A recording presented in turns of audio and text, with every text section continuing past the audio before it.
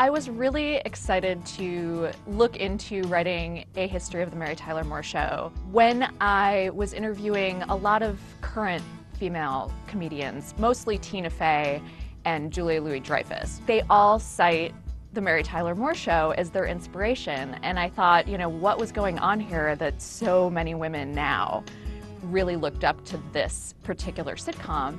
And once I looked into it, I also found out that it was one of the first shows to hire many women behind the scenes to write for it, as opposed to just the token one or two.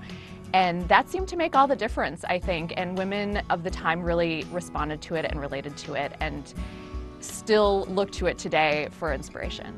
Am I a Mary or a Rhoda is something that often comes up in the course of discussing the Mary Tyler Moore Show. I think we all identified more with one than the other, and I would say that I grew up as a Mary. I was a very good girl, but I really aspired to be Rhoda, and I'm happy to say that I think I grew up to be more of a Rhoda, a little more outspoken. She had great fashion sense, she was really artsy, she was very cool, and I always wanted to be her, and I used to wear headscarves when I was about 5 years old, hoping to someday be as cool as she was.